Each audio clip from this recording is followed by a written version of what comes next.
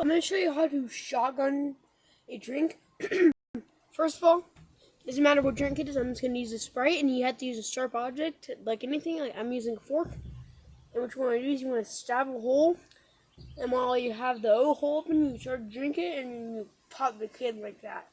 And I'm going to show you how that works.